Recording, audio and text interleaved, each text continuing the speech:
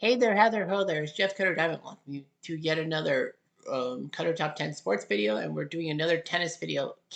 We're doing another Canadian tennis thing, but we're doing the top 10 Canadian tennis moments, not players, but moments in history and all that. And we have had some great moments. I mean, Canada has not really had too many great moments before the 2010s, but hey, you know what? The past 15 years have been fan freaking tastic. Of the top 10 moments, only two of them were below, were behind, were are older than the 2010s. And number 10 starts us off, and it's Carling Bassett Seguso getting to the 1984 US Open semifinals. Carling Bassett Seguso was huge for Canada. We haven't had any great tennis players in any market. And then she ended up getting to the semifinals of the US Open. At the time, it was the best Grand Slam result by a man or woman and all that. So it was just unbelievable what could happen and all that. In the women's singles, our good friend Bassett was ranked 14th headed into this tournament. She would take down Sayers of Australian Straits, Paradis of Franzen Straits, Jazovec of Yugoslavian Straits, and then beat the qualifier Judge Delhis. It was supposed to be Maliva who would get in, but she ended up losing to Judge Delhis in the first round. Then Carling took down the 3 seed Hanna Manilikova 6-4, 6-3. Well, Hanna would win a couple of Australian Opens. She would then face Chris Evert, the 2 seed, and get bounced in straight sets. But come on, it's Chris freaking Evert. You really think that Carling Bassett was going to be that good? But nevertheless, it was just amazing to see her get to the semifinals and giving Canada some hope and all that. Number 9 is the Wimbledon doubles title of Vasek Pospisil. Last video, I talked about the top 10 players in tennis history for Canada, and I talked about Vasek Pospisil winning the men's doubles title in 2014. And it ended up being the fact that he had partnered with American Jack Sock, who also was a pretty good doubles player of himself. So Pospisil and Sock would win Wimbledon in 2014, which was pretty impressive. And yes, of course, you can have different nationalities on the same doubles team. Number 8 is Canada winning the 2022 Davis Cup. I know it should be ranked a little higher and all that. But the fact of the matter is that Canada shocked the world by getting to the Davis Cup final in the first place. I mean, when you're thinking Canadian tennis, all that.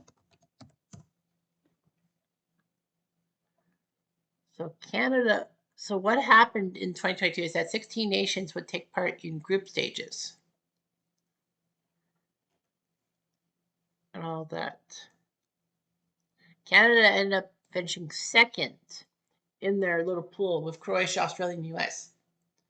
Canada was second to Spain, but they were in a three-way tie with Spain, Canada, and Serbia. But fortunately, due to matches, Canada won 5 and Serbia won 4. So Canada ended up beating Serbia on the tiebreak to move on to the quarterfinals. They lost this. And then in the quarterfinals, they took on Germany, beat them 2-1, and then beat Italy in the semifinals before meeting Australia and winning 2 out of 3. So a major event for Canada and all that. Doing quite well.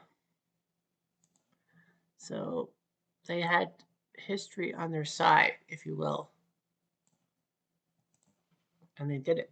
Number 7 is the fairy tale of Leylah Fernandez, who almost won the US Open. 2021 was a big moment for tennis, and Leylah Fernandez looked huge. She was 19 years old. She had her points, resilience, and representing the Filipino portion of Canada with great pride and all that. She had a fairy tale run. She would take care of a lot of people in the thing.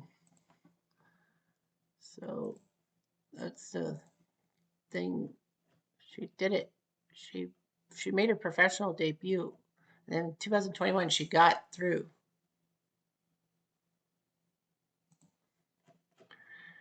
So Leylah Fernandez, how did she get this far? Well, she was Andreescu was ranked number 6, but lost to Sakkari in that section. But Leylah Fernandez was unseeded. She would face Kunja, the qualifier from Croatia, beat her, and then beat Kanepi of Estonia in the second round. Third round, she had to face the 3 seed Naomi Osaka.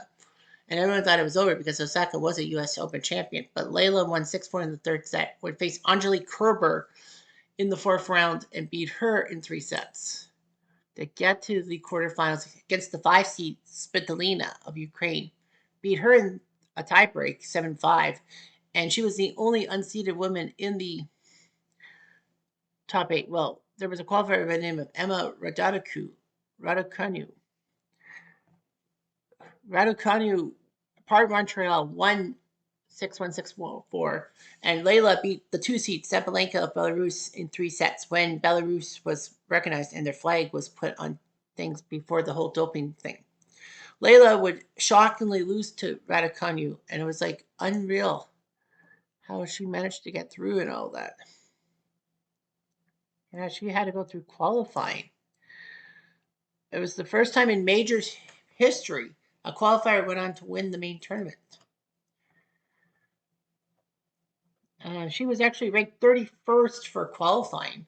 She beat Bibiane Scholes, Mariam Bokvadze, and then beat Sharif of Egypt to get in. Sharif was supposed to be the qualifier for the U.S. Open, but didn't do it. But nevertheless, Leylah Fernandez did her job and almost got to the final. Almost won the title. That would have been great. Second time in 3 years for Canada. Number 6 is Daniel Nestor, becoming one of the most successful doubles players in history. He would win 8 men's doubles Grand Slams and 4 mixed doubles. So 12 doubles Grand Slams, which is pretty impressive, to say the least. Though he wasn't really the best singles player, although he did have that one Davis Cup win over the Swede, Stefan Edberg. And I forgot to mention that Davis Cup is kind of a team competition, a national team, like Canada's men's hockey team. Like then the men's tennis team would play in what they call the Davis Cup, now the ATP Cup. But yeah, the Davis Cup is basically each nation bringing in their best players and playing like nation versus nation.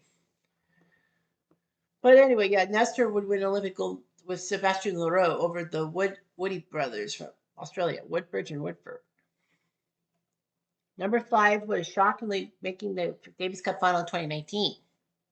Canada needed to learn how to do well and all that. They had to play in the qualifying round against Slovakia, and they ended up being Slovakia. So they went to the 2019 Davis Cup finals, which was a tiebreak, was round robin, obviously, too. Canada would beat Italy in the group stage. And then against the United States, Pospisil and Chappell would actually beat Opelka and Fritz, respectively. They would play Australia. Pospisil and Chappell did win the doubles title, win the doubles match to beat Australia. They got to the semis against Russia. And, it was huge. Pospisil and Chappell won the doubles match against Russia to get to the next round, to the finals against Spain. But Spain with Rafa Nadal playing on it, you're not going to beat Rafa. Unfortunately, they lost to Spain, but that's okay. 3 years later, Canada would win the championship. Number 4 is Chappell's upset of Rafa at the Rogers Cup. The Rogers Cup is kind of the Canadian Open of tennis and all that. One of the longest serving tournaments in history and all that. Chappell made headlines when he went to the third round of the Rogers Cup on a Wednesday night and took on the number 2 seed in the world, Rafa Nadal. Rafa was a tough player and won a couple of Rogers Cups. But Chappell didn't let the moment ruin him, and the teenager beat Rafa in straight set, 3 sets I think it was, and got to the semifinals, losing to Alex Sheriff, who then went on to win the cup. So it was just amazing what could happen. But yeah, Chapo put himself on the map with that moment. Number 3 is Jeannie Bouchard getting to the 2014 Wimbledon final. She shocked a lot of people and all that. Jeannie Bouchard did to make it to the 2014 Wimbledon final. So, yeah. So Jeannie Bouchard was ranked number 13 in the top half of in section 1 of her qualifying. It was supposed to be Serena Williams who would be going on to the quarterfinals through the sectional. But Serena, the 1 seed, got upset by Alex Cornet of France. Jeannie would beat Hanchikova of Slovakia in straight sets, Soler Espinoza of Spain in straight sets, the 20 seed Petkovic in straight sets, and then beat Cornet in straight sets to make it to the quarterfinals. She would face the 9 seed Angelique Kerber, swept her in straights, and then took on the 3 seed Simona Halep, the best seed left, and then won 7-6-6-2. She would face Petra Kvitova, who won an all-Czech semifinal with Savarova, but Bouchard got taken out a peg or two by Kvitova. But Jeannie Bouchard was supposed to be this was supposed to break her out. Unfortunately for her, the next year at the U.S. Open, she was headed for the 3rd round of the 2015 singles title, but she couldn't compete because she slipped in the dark where they inadvertently darkened the women's change room. Bouchard slipped and injured herself, and she sued the U.S. Open executives and got some settlement, but I can't remember what.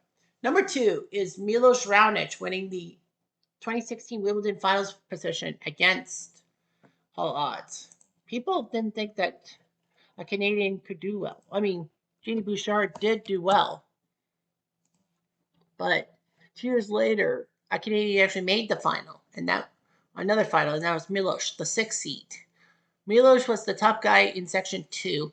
He would beat Carina Busta in 3 straight sets. He would take down Seppi of Italy in 3 straight sets, Jack Sock in 3 straight sets, but would have a tough fight against David Goffin from Belgium, who was the 11th seed. Goffin won the first 2 sets, and in men's Grand Slam, you have to win 3 out of 5. But Raonic won 6-4, 6-4, 6-4 to go to the quarters. In the quarters, he would face Sam Querrey, the 28th seed, and lost the 3rd set, but won the other 3. Then he would face Roger Federer, a true test of time, whereas Andy Murray was trying to make British history and all that. Well, for the 2nd time. He already won the Wimbledon 2013, but Andy Murray was trying to win another one. He swept through Thomas Berdych. And then it was Milos who would deal with him. Milos beat Federer 6-3, 6-7, 4-6, 7-5, 6-3. So Federer basically almost ruled Wimbledon with an iron fist. But Raonic won the last 2 sets to force the final against Murray, who blew Raonic out of the water. But does it really matter? No, it didn't really matter because you know what? Who cared? That Milos got to the final. That was all there was to it. With his serve and aggressive play. And at number 1 is the 19-year-old Bianca Andreescu winning the U.S. Open in 2019. It was just shocking. She was 19 years old. She was on a sugar high, if you will. She ended up beating Serena at the Rogers Cup, the Canadian Open, if you will, but only because Serena had to be carted off being injured. Bianca was the 15th seed. She wasn't the top woman in her little sectional. It was Simona Halep, the 4 seed. But then she lost to the qualifier, Taylor Townsend. Andreescu as the 15th seed would beat the wildcard Wozniacki in straights, beat Alecki loser Filipkins in straight sets, would face the 19th seed Caroline Wozniacki, a former Wimbledon champion, and beat her 6-4, 6-4, and then would fight Taylor Townsend, the qualifier, to a 3rd set 6-2 win. She got to the quarters, taking on Elise Mertens, losing the first set to Mertens, but then won the next 2 to face the 13th seed Belinda Bencic. The Swiss Miss did not miss. She really missed as Andreescu would win 7-6, 7-5. She would face Serena, who was in as an 8th seed and who everyone wanted to win, obviously. But Bianca won 6-3, 7-5 to claim the crown. It was her first major title. She became the first Canadian, as well as the first player born in the 2000s, to win a major singles title. She was the youngest player to win since Kuznetsova in 2004, and the first woman to win the U.S. Open on her main draw debut, meaning in the main tournament. It was actually the first time a player won a major on their debut appearance at a major since Monica Seles at the 91 Australian Open, and she won 3 out of the 4 that year. She actually shocked a lot of people. That was her 4th major appearance. So it was only the 4th time in a Grand Slam tournament Bianca was in. Emma Raducanu, who I talked about earlier in one of Leylah Fernandez, 2 years later would actually win in her 2nd major appearance. It was the largest age gap between 2 women's major finalists in the Open era, 18 years. And Andreescu would get to the top 5 because of that. But yeah, it was hard pressed to see. But, that was just the pure joy of Bianca Andreescu making Canada proud. Though she's had some middling results. I mean, she has produced well. And you can't ask too much from her. Anyhow, I'm Jeff Diamond at 2.